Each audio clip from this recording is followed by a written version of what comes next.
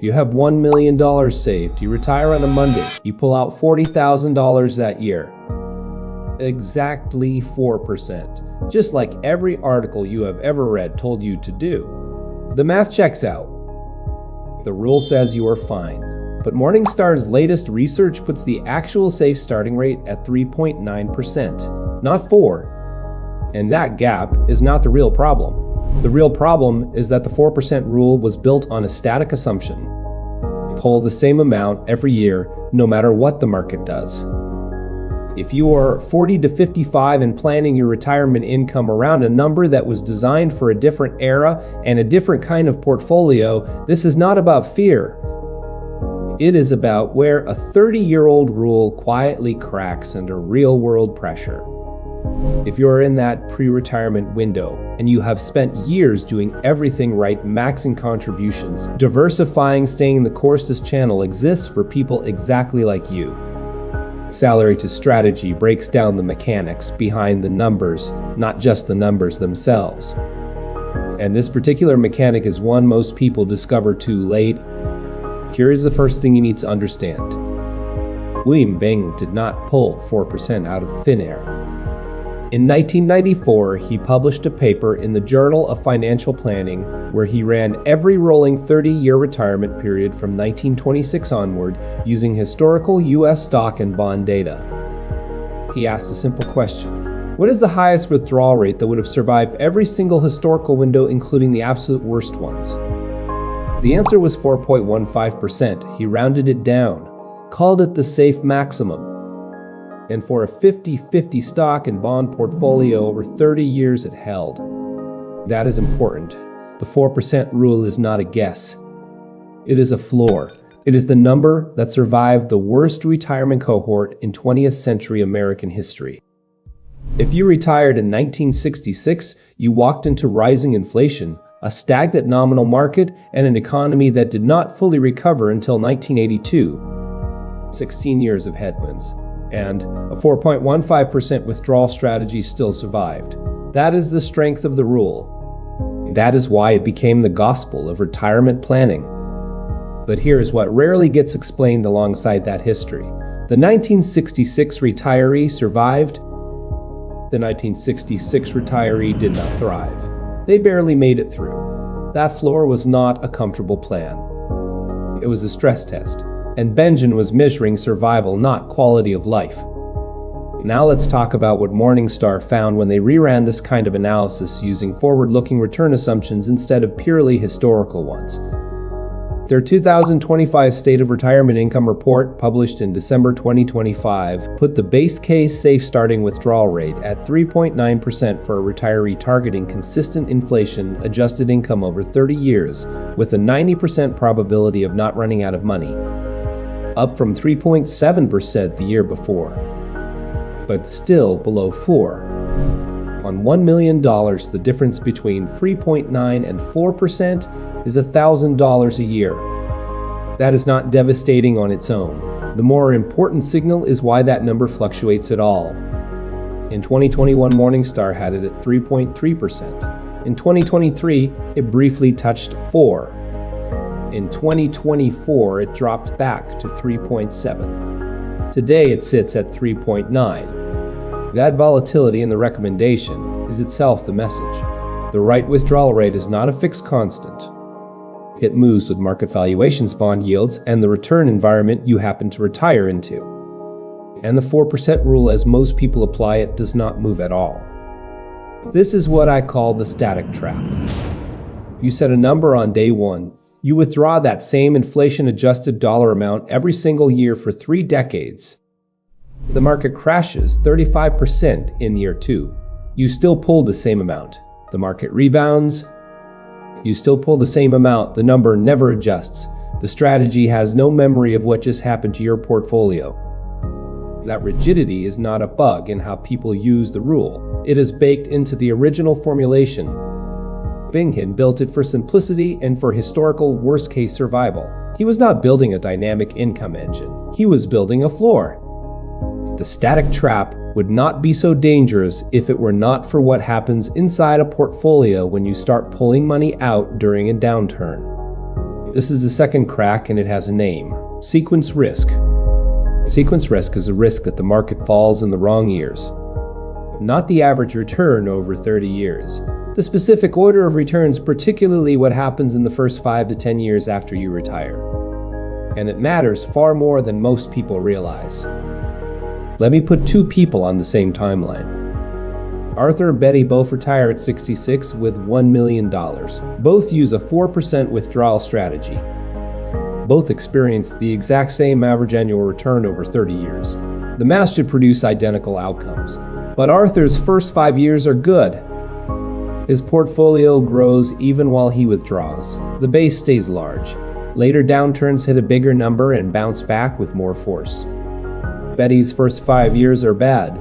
She withdraws $40,000 from a portfolio that is already dropping. The base shrinks fast.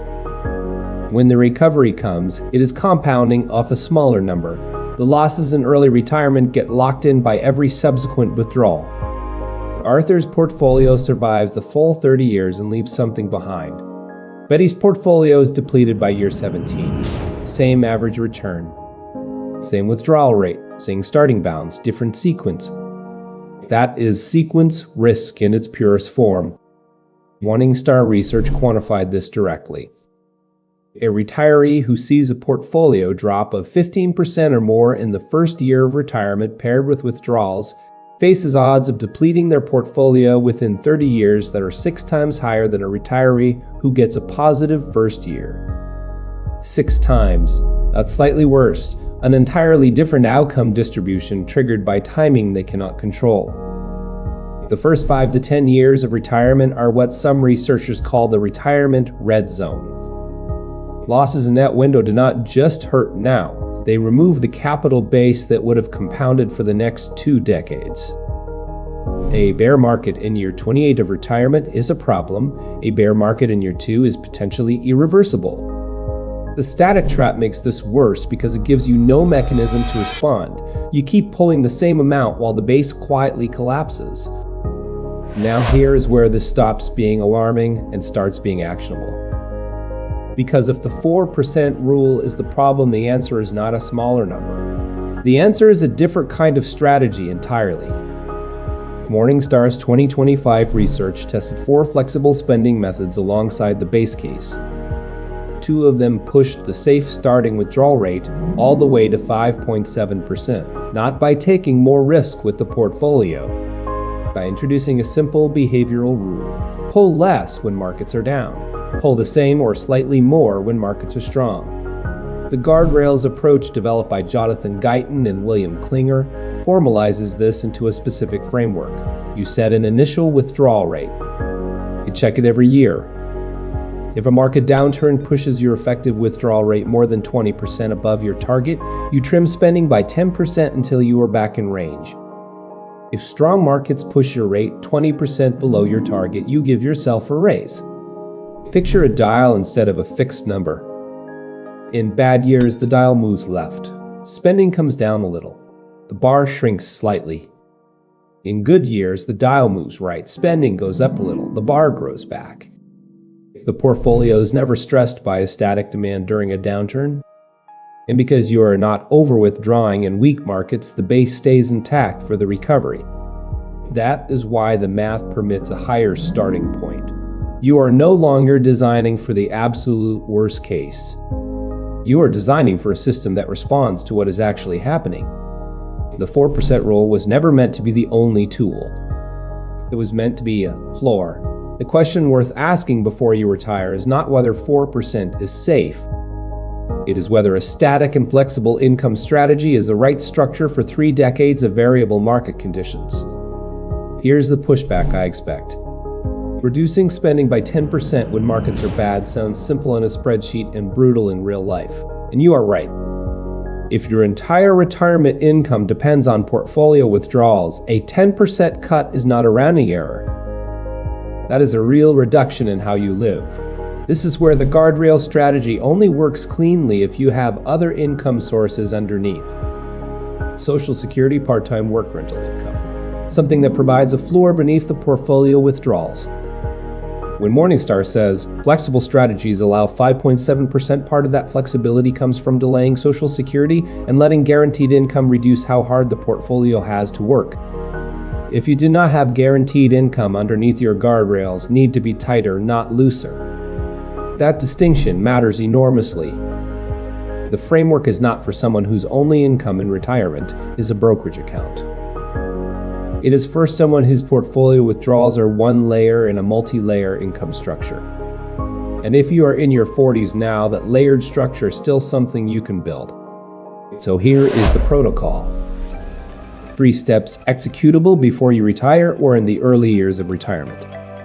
Step 1 is to stop treating 3.9 or 4% as a law and start treating it as a starting calibration. Run your number based on your actual spending needs, not a percentage of your portfolio. How much do you actually need to pull out each year to cover real expenses? If that number is already below 3.5% of your portfolio, you have significant margin. If it is at 4 or above, you are running close to the historical floor and flexibility becomes more important, not less. Step 2 is to build a cash buffer of 1 to 2 years of living expenses in cash or short-term bonds outside your core portfolio. This is not dead money, this is your sequence risk shield. When the market drops 30% in year 3, you do not sell equities at the bottom to fund your lifestyle.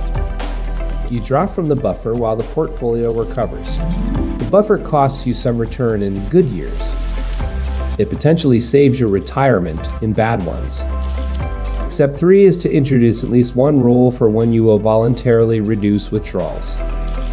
It does not have to be Geitenklinger precisely, it can be your own version. If my portfolio drops more than 15% in a calendar year, I will pull 10% less from it that year and cover the gap from the buffer. That one rule changes the entire risk profile of your withdrawal strategy. It breaks the static trap. It makes your income responsive to reality instead of anchored to a number you set on day one. The crack in the 4% rule is not the number. It is the assumption that a fixed withdrawal from a variable asset in a variable market is a strategy you can set once and ignore for 30 years. The 1966 retiree survived, barely. No flexibility, no buffer, no guardrails. They just held on. You can do better than surviving. The difference between surviving and sustaining is one behavioral rule. A withdrawal plan that knows how to respond when the market does not cooperate. Drop a comment with the withdrawal strategy you are planning to use or the one you are reconsidering after this. And if you are 40 to 55 mapping out the mechanics of your retirement income and you want one of these breakdowns every week, hit subscribe. One every day. I will see you in the next one.